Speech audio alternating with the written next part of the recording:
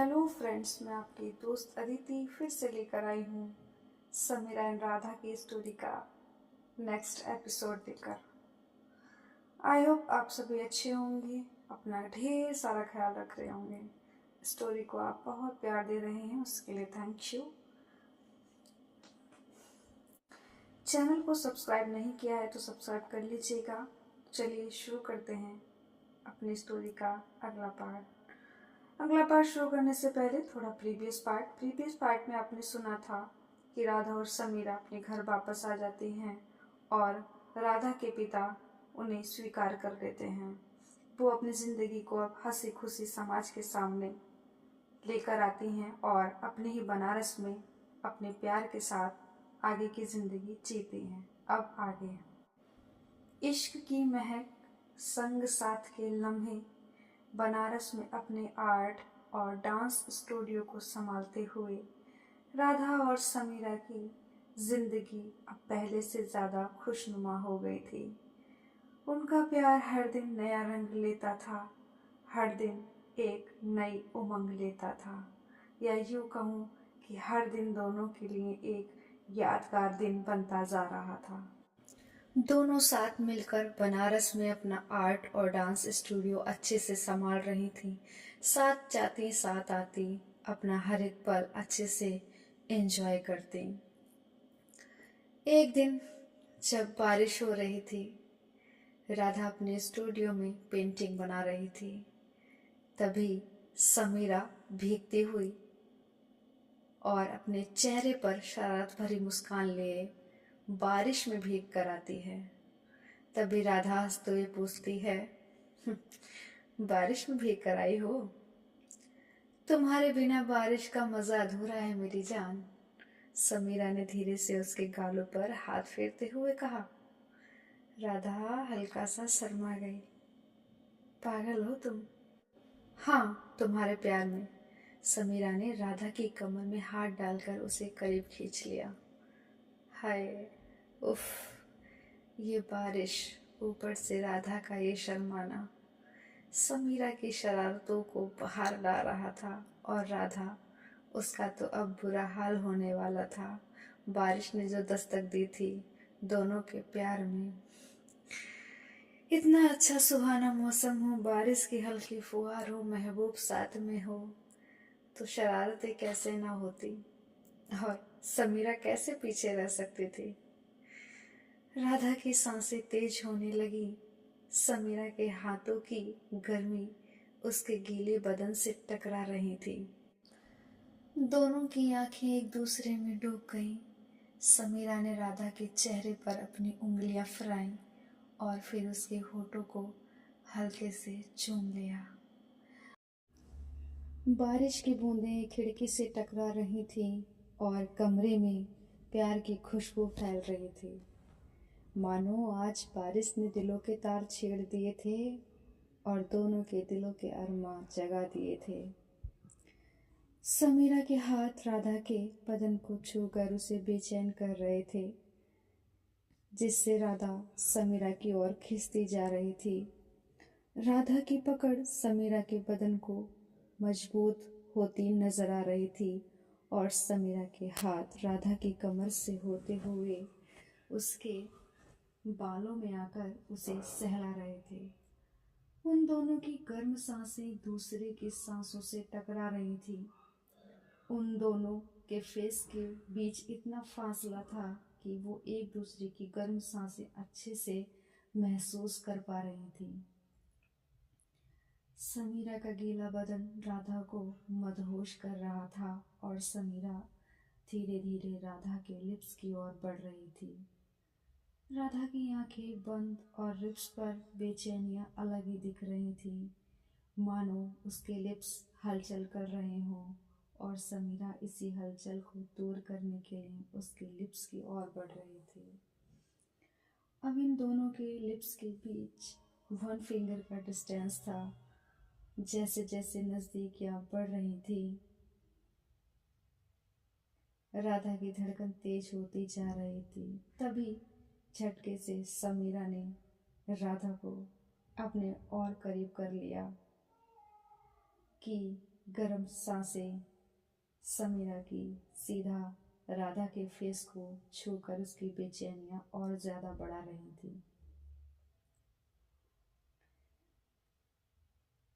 समीरा के लिप्स राधा की लिप्स से टकराते हैं और राधा एक गर्म आह के साथ समीरा को कस के पकड़ लेती है। समीरा के लिप्स राधा के लिप्स पर अपनी अपनी एक अलग छाप बना रहे थे, या ये कहूँ कि उसके दिल को गहराइयों से महसूस कर रहे थे। उसका हर एक टच बेचैन कर रहा था। राधा की आहें तो मानो समीरा को और पागल कर रही थी।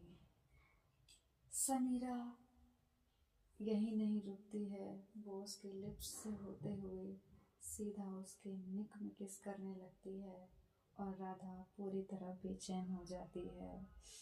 इस वक्त माहौल अंदर का गर्म था और बाहर बारिश की बूंदें एक अलग ही संगीत गुनगुना रही थी।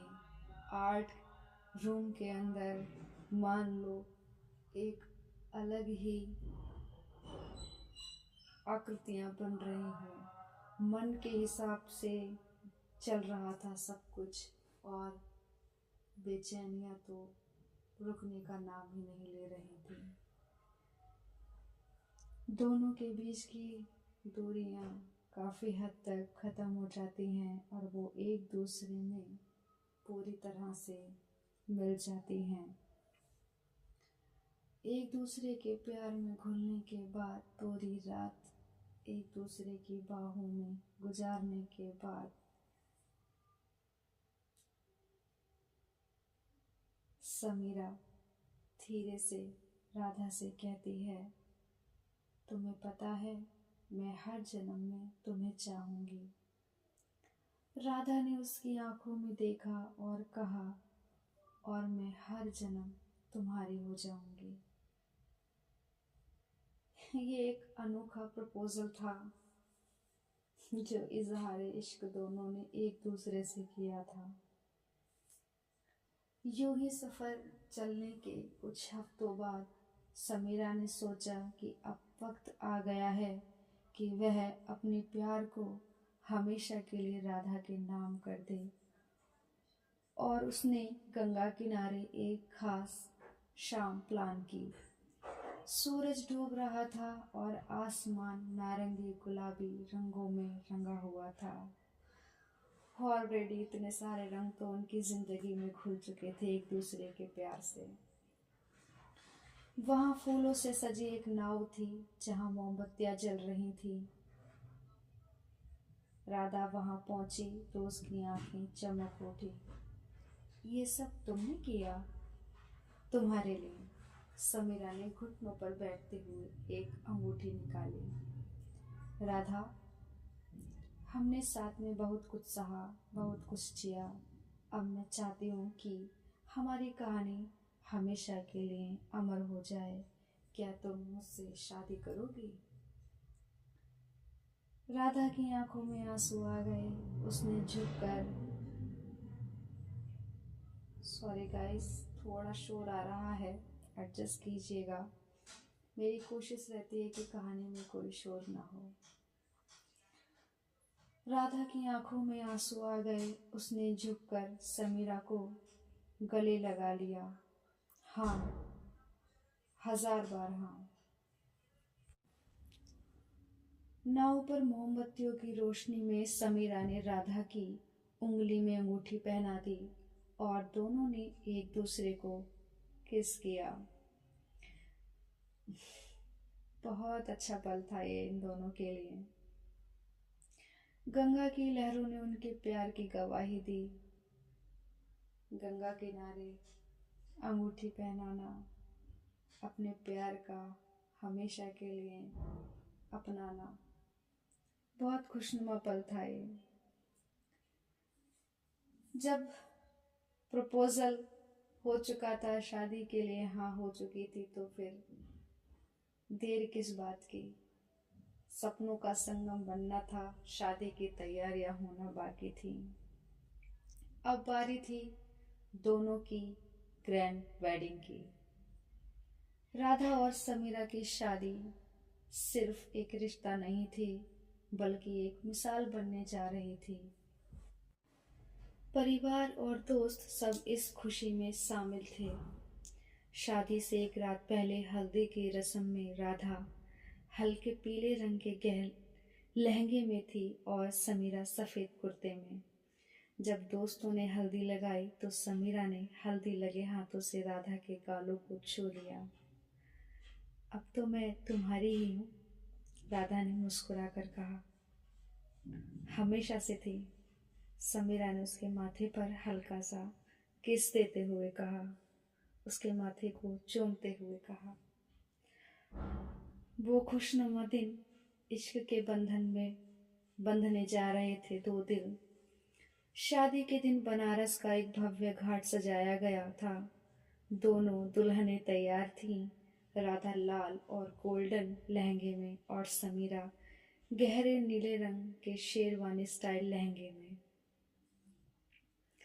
जब वे मंडप में पहुंची तो पूरे शहर की नजरें उन्हीं पर थीं, लेकिन इस बार प्यार और सम्मान के साथ। जब फेरों का वक्त आया तो समीरा ने राधा का हाथ थाम लिया।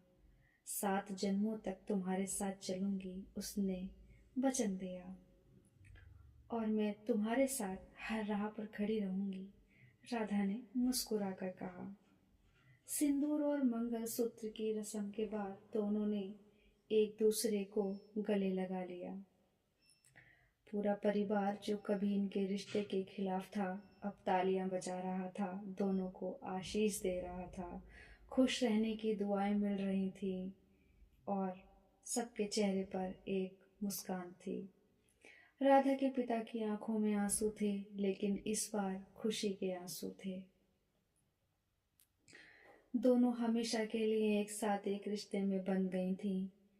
दोनों ने शादी के बाद राधा और समीरा ने अपना स्टूडियो बढ़ाया और साथ में LGBTQ समुदाय के लोगों के लिए एक सेफ स्पेस बनाया, जहां वे अपनी कला और पहचान को खुलकर जी सकें। उनकी प्रेम कहानी अब सिर्फ उनकी नहीं थी, बल्कि उन सभी के लिए प्रेरणा थी जो अपने प्यार के लिए लड़ रहे थे। फ्रेंड्स, अगर आपके साथ या आपके आसपास भी ऐसे लोग हैं तो उन्हें सपोर्ट कीजिए, समझिए और समझाइए। हो सके तो उनका साथ दीजिए, क्योंकि ऐसे लोगों को साथ की बेहद ज़रूरत होती है।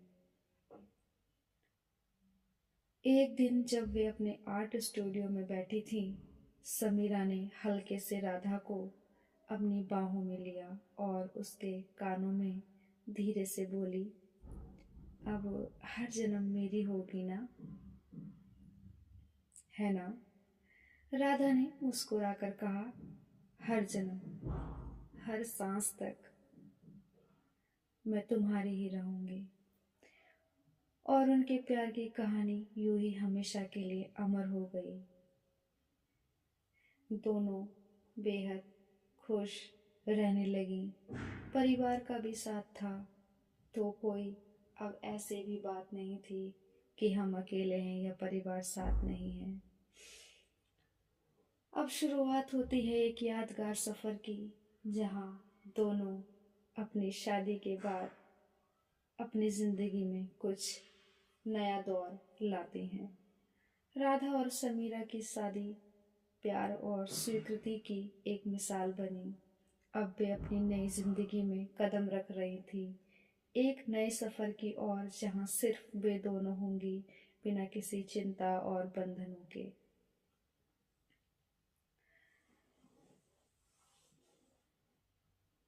इस सफर की शुरुआत प्यार की वादियों से होती है। शादी के बाद की हलचल खत्म हो चुकी थी, स्टूडियो का काम भी सेट हो गया था। अब बारी थी कुछ वक्त सिर्फ अपने लिए निकालने की। समीरा ने पहले ही एक खास हनीमून ट्रिप प्लान कर रखी थी, कश्मीर की बर्फीली वादियों में, जहाँ प्यार की हर सांस ठंडी हवाओं में महसूस हो। वाह, काफी अच्छा है कश्मीर, हनीमून के लिए बेस्ट है। रोमांटिक, ठंडी ठंडी पहाड़ियां बर्फ से ढकी हुई। अच्छा है, जाना चाहिए वहां घूमने के लिए। मैं भी जाऊंगी कभी, अभी टाइम भी नहीं है जाने का। घूमने के लिए कश्मीर को चुना गया। तुमने कश्मीर चुना? राधा ने हैरानी से पूछा जब उन्हें एयरपोर्ट पर ही ये सरप्राइज मिला। हाँ, तुम्हें हमेशा से बर्फ पसंद थी ना? समीरा ने मुस्कुराते हुए कहा। फ्रेंड्स, बहुत अच्छा लगता है जब हम अपने प्यार के लिए कुछ करते हैं। मुझे भी पसंद है। बर्फ की वादियाँ, पहाड़ियाँ, अच्छा लगता है। मैं भी जाऊंगी कभी अपने पार्टनर के साथ, मौका मिला तो। उसे भी पसंद है।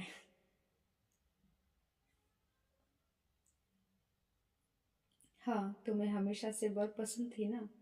समीरा ने मुस्कुराते हुए कहा। राधा ने उसे कसकर गले लगा लिया। तुम सच में बेस्ट हो। दोनों कश्मीर पहुंचते हैं और एक होटल में ठहरते हैं। दोनों ने वहाँ अपने समय को और अच्छा बनाने के लिए काफी कुछ प्लान किया हुआ था। पहली रात कश्मीर की शिकारी की बाहों में। जब वे कश्मीर पहुंची तो वहां चारों तरफ बर्फ जमी।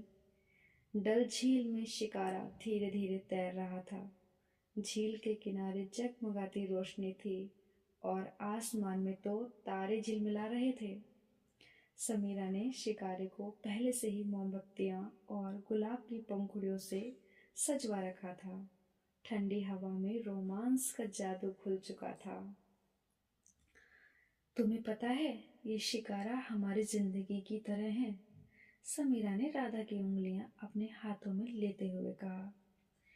धीरे धीरे बहता हुआ, लेकिन खूबसूरत और सुकून भरा। राधा ने समीरा की आंखों में देखा और मैं चाहती हूँ कि हमारी जिंदगी भी इसी शिकारे की तरह हमेशा प्यार से भरी रहे।